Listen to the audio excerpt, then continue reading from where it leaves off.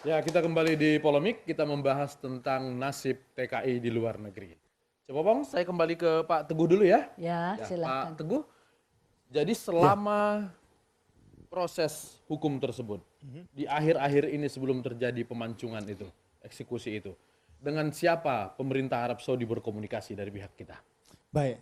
Sebelum menjawab itu, saya juga ingin mengomentari Bu Ita tadi itu. Kita nggak pernah punya polisi untuk mendorong pengiriman pekerja Indonesia ke luar negeri, enggak. Kita pemerintah dalam ini lebih banyak bagaimana mengakomodasikan hak warga negara untuk mendapatkan pekerjaan dan kita kemudian menjamin supaya mereka dapat terlindungi secara optimal. Terkait dengan komunikasi yang disampaikan tadi, tentu saja pihak KJRI, perwakilan RI kita di luar negeri, KBRI, itu yang melakukan pendampingan selalu komunikasi dengan pihak pemerintah dari Saudi Arabia. Oke. Dari sana dikomunikasikan kepada instansi-instansi terkait di dalam negeri sampai dengan kepada keluarganya, gitu aja. Setelah adanya kabinet Pak Jokowi ini, Kepala BNP2 TKI pernah Itu ke kedua Arab? yang saya katakan, mengomentari Bu Ite tadi yang tanda kutip saya tidak membela Pak Jokowi atau apapun, bahwa ketika terjadi peristiwa Zainab binti Duhri Rupa 1999 pada era Pak Abdurrahman Wahid, Bu Megawati dan sebagainya, yang tadi Bang Latif memancing dengan kata mereka bebas, bisa bebas enggak. Itu karena persoalannya si Siti Zainab ini tadi anak korban yang harus menentukan itu tadi belum akil balik. Bu Reina tadi mengatakan seperti itu. Ketika dilalahnya akil baliknya pas Pak Jokowi. Ya kalaupun Bang Latifnya jadi presiden juga tetap aja kejadian itu berlangsung gitu ya. Gitu. Baik. Sip. Oke, sip. Ya, Mas Hanafi berkoordinasi dengan KJRI dan KBRI. Kabarnya dubes kita tidak ada di sana. Ya itu dia. Eh, Ketika terjadi kekosongan kekuasaan dalam tanda kutip ya di level perwakilan kita, perwakilan tetap di Arab Saudi dalam hal ini, tentu kemudian ketika menginginkan yang namanya koordinasi, kemudian bekerja sama, itu jadi kehilangan arah ya. Dan semestinya ini menjadi prioritas dari Kemenlu. Kemenlu tahu kok data-data berapa, kemudian yang terancam eksekusi, bahkan yang sudah vonis, informasinya semua lengkap gitu. Karena salah satu fungsi dari kedutaan besar itu kan fungsi intelligence, mengumpulkan informasi sebanyak mungkin. Nah, ketika banyak warga negara Indonesia yang terancam atau memiliki risiko sangat tinggi terkena hukuman mati, tetapi kemudian terjadi kekosongan di saat yang sama, siapa yang mengambil keputusan di perwakilan kita itu, tentu ini menjadi hal yang sangat kontradiktif ya. Sementara saya juga ingat awal tahun ini Bu Menlu yang baru ini juga punya komitmen. Salah satu yang menjadi prioritas adalah melindungi warga negara Indonesia di luar negeri. Tentu dalam ini juga para buruh migran Indonesia. Sehingga ketika komitmen atau prioritas sudah disampaikan, tapi pada kenyataannya action yang dilakukan tidak memberi prioritas untuk segera mengisi dubes kita di Arab Saudi itu, ya tentu ini hal yang kontradiktif. Akhirnya pesannya menjadi ambiguous, pesannya menjadi blur, kabur. Kalau mau prioritas ya segera diisi dong gitu. Karena ini sudah antri gitu. Nah, kita tidak ingin kejadian seperti yang kemarin terulang lagi. Nah, diplomasinya harus total. Apa yang dilakukan oleh dubes atau perwakilan kita tentu juga harus punya backup politik yang kuat dari negara, dalam hal ini pemerintahan gitu. Tahan dulu Mas Hanafi, kita akan lihat dulu data sebaran TKI kita yang sedang bermasalah di luar negeri. Ada berapa ratus tadi Mbak Anis? 200? 278. Ya, ini adalah komposisi WNI yang tinggal di luar negeri. Sebagian besar adalah TKI, 60%. Jadi memang kita mengirim orang ke sana itu bukan hanya melihat Ka'bah ternyata Cek, tapi juga untuk bekerja, mencari nafkah. Di negara mana yang paling banyak? Ada grafik lagi? Di Malaysia, negara tetangga kita. Di Arab Saudi ada berapa banyak yang bermasalah, Mbak Anis? Di Arab punya 1,5 sekitar 1,5 juta buruh migran yang bermasalah setiap tahun ya lebih dari 7.000 ya. 7.000 setiap tahun Itu yang bermasalah. terdata. Yang Tingkat terdata. permasalahannya seperti apa? Em, tidak digaji, penyiksaan, meninggal dunia, perkosaan, terutama kalau Arab ya. Kemudian tidak boleh pulang, sudah puluhan tahun. Kemarin Migran Care baru menangani kasus, lebih dari 10 tahun baru boleh pulang, padahal dokumennya tidak diperpanjang gitu. Sehingga ya pasti ditangkap oleh polisi gitu. Oke. Saya kembali ke Mas Hanafi. Mas Hanafi, dengan adanya 2 kasus yang menimpa warga kita, kebetulan sama-sama di Arab Saudi, apa yang dilakukan oleh Komisi 1 DPR? Ya, Komisi 1 karena bagian dari DPR tentu yang paling prioritas adalah melakukan pengawasan yang secara terus-menerus ya. Jadi segala informasi dari civil society organization seperti Mbak Anis maupun dari informasi dari yang lain dari Kedubes dan media ya itu semua kita koordinasikan, kita pantau, menjalankan fungsi kita pengawasan ke Kementerian Luar Negeri dalam hal ini gitu. Nah selain itu juga tentu kita menginginkan ya karena parlemen ini sekarang juga menjadi bagian dari multi track diplomasi ya karena diplomasi itu asumsinya tidak hanya dilakukan oleh pemerintah saja atau apalagi cuma Menlu saja, tapi parlemen juga bisa menjalankan fungsi diplomasi. Ya tentu usaha-usaha untuk pendekatan diplomasi maupun politik antar sama parlemen ya karena yang membuat kebijakan kan parlemen turut serta di negara-negara lain itu juga didorong ya. Kecuali mungkin Arab Saudi karena memang tidak ada parlemen ya karena kerajaan. Nah tapi kalau di negara lain kan ada sudah punya sistem demokrasi sendiri. Dan itu diupayakan supaya prioritas memahami nasib buruh migran itu harus sebagai human, sebagai manusia, bukan sekedar sebagai instrumen ekonomi. Ya. Itu yang salah sejak awal kalau pemerintah kita atau pemerintah negara lain hanya mengatakan bahwa migrant worker atau tenaga kerja dari luar negeri itu dipandang sebagai alat untuk menaikkan devisa atau bisa meningkatkan pajak di negara setempat, membangun ekonominya. Itu yang kemudian sekarang harus dihapuskan itu paradigma itu. Yang harus muncul adalah migrant worker sebagai bagian dari human development, sebagai dari manusia seutuhnya. Sehingga yang namanya perlindungan, keamanan, asuransi, jaminan pendidikan itu harus lebih prioritas.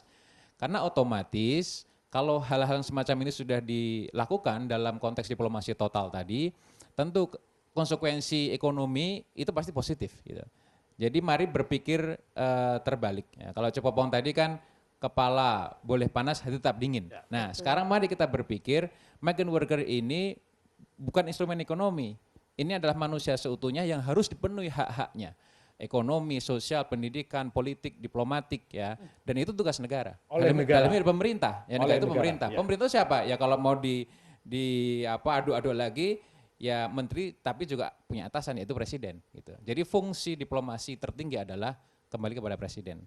Dan sebetulnya sangat serius kita menangani TKI ini terbukti dengan adanya badan setingkat menteri yang khusus menangani masalah TKI. Sangat serius tentu ya.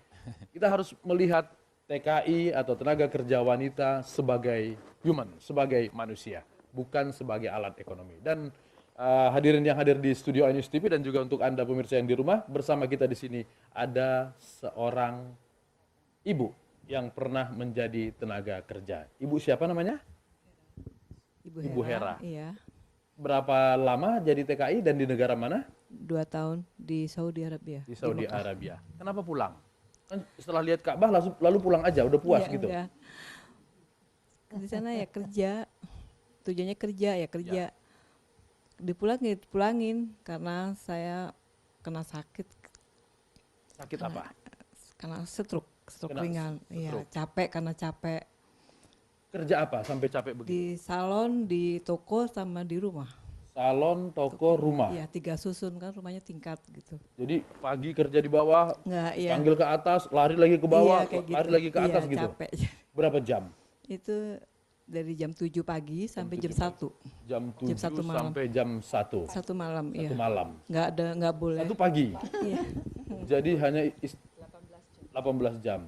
Jadi tapi jam 1 sampai jam 7 pagi boleh istirahat. Enggak, sama sekali enggak. Cuman makan aja cuman 2 detik berapa harus menit gitu per menit gitu.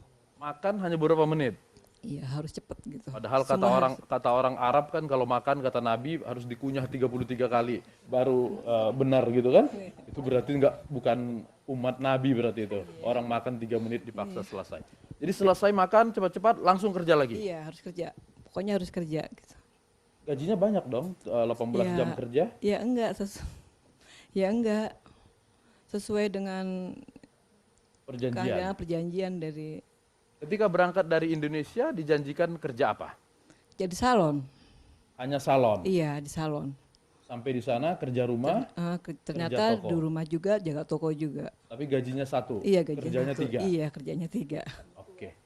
Ya. Cepopong, ini warga kita Ya.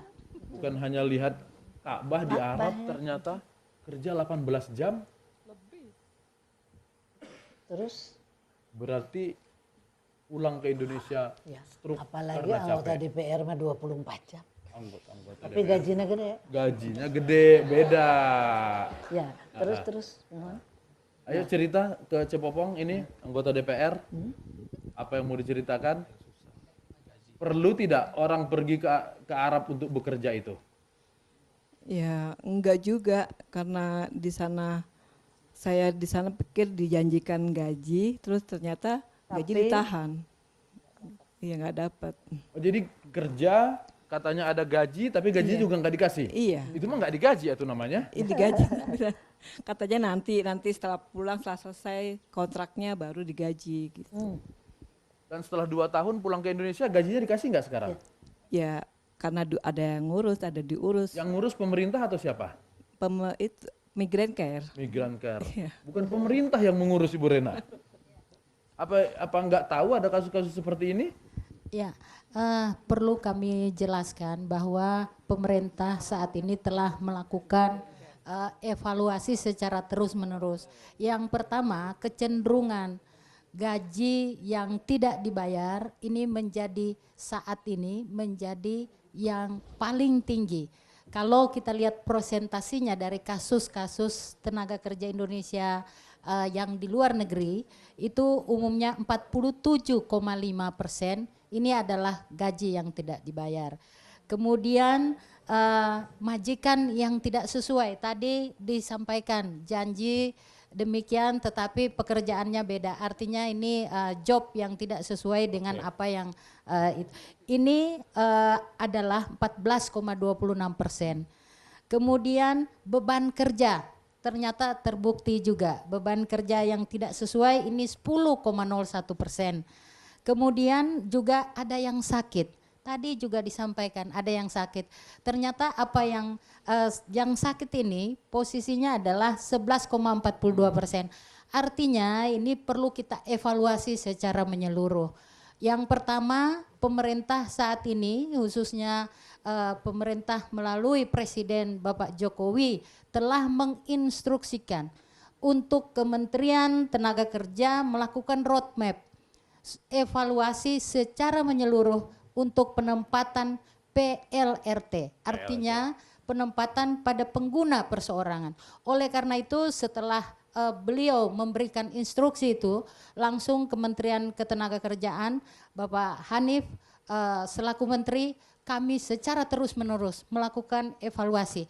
Dan ada 2 hal yang pada forum ini perlu kita mendapatkan dukungan dari semua pihak, bahwa ternyata menempatkan tenaga kerja ke luar negeri pada pengguna perseorangan itu sudah tidak lagi memungkinkan.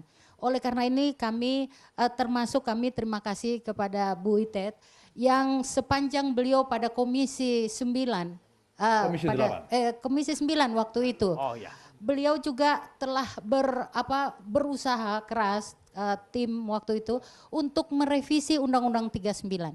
Kita tahu bahwa penempatan dan perlindungan ini sudah berpuluh-puluh tahun terjadi, dan khususnya ke Saudi Arabia ini 40 tahun kita berjuang untuk melakukan MOU ya Bu Itet. Karena dari DPR mendesak bahwa selama ini yang terjadi penempatan itu tanpa ada MOU, dan itu dipersyaratkan oleh Undang-Undang 39.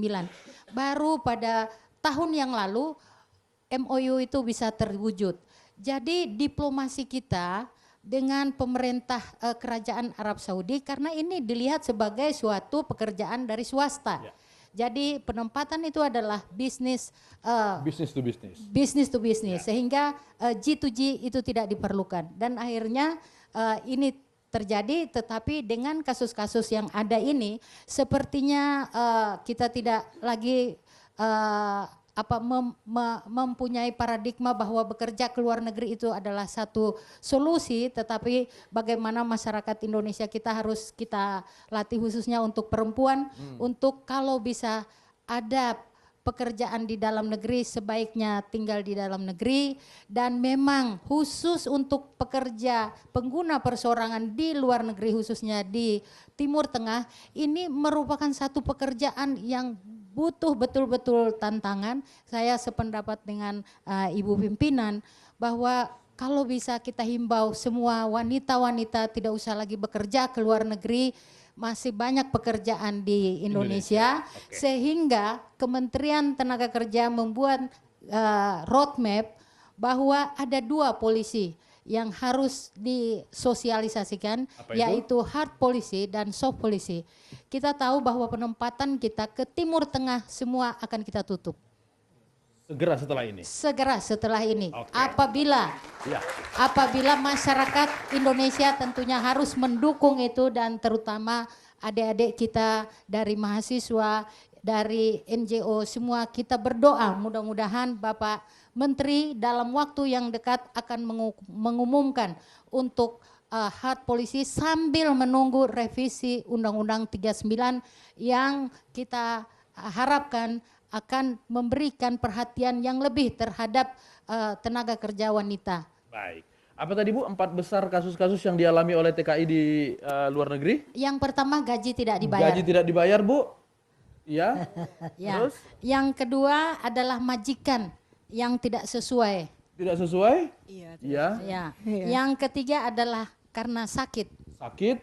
Iya. Ya. Yang keempat adalah beban kerja yang tidak sesuai. Beban kerja. Dan nggak- masih ada lagi yang lainnya, ada 9. Ada 4 besar. Ya, 4 besar. 4 besar. Tidak perlu survei kemana-mana, cukup menghadirkan 1 orang. 4 Iya. persoalan paling besar yang dialami oleh TKI di luar negeri sudah dirasakan oleh Ibu Hera. Ya, saya kira forum ini sangat bermanfaat Betul. untuk kita melakukan edukasi dan diskusi sehingga permasalahan ini tidak dibicarakan di tahun depan lagi. Ya, dan selalu setiap ada masalah kita selalu berbicara dan selalu ada moratorium, selalu ada kebijakan-kebijakan dan selalu terulang kembali. Ibu Pimpinan, izinkan saya untuk menutup atau Ibu saja yang menutup deh? Sesi ini silakan ditutup. Tuh. Tutup Nggak sesi mau ini, ditutup. bukan closing. Kenapa? Sesi ini ditutup, break dulu. Cepopong pikir mau ditutup semua kan masih setengah jam Tidak, lagi. oke.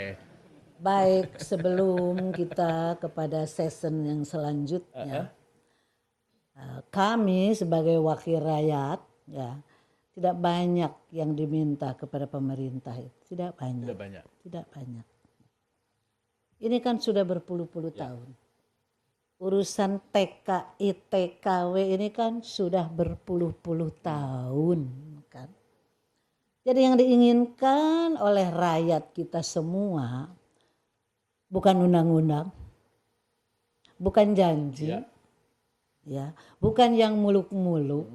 Nah, mari kita jadikan ini pelajaran yang sangat pahit. Karena apa? Perlu saya utarakan. Pengalaman kita di lapangan ya Bu Itet. Apa yang disampaikan oleh pemerintah dan apa yang kita temukan di lapangan itu sering sangat jauh berbeda. Baik itu di bidang kesehatan, baik itu di bidang pendidikan, baik itu di bidang yang lain. Nah, jadi sederhana saja, rakyat kita tidak menginginkan apa-apa, tapi ingin menginginkan perbaikan yang konkret. Di dalam itu negeri. saja. Nah, di dalam negeri yang di luar negeri sama. Luar negeri. Kan mereka ada di luar negeri Oh, juga. kirain ini Pak Jokowi lagi ngurusin Palestina tapi nggak ngurusin warganya di Indonesia. Oke, kita istirahat dulu coba Bang. Ya, Dan untuk baik, pemirsa, betul. kita akan kembali lagi sesaat lagi.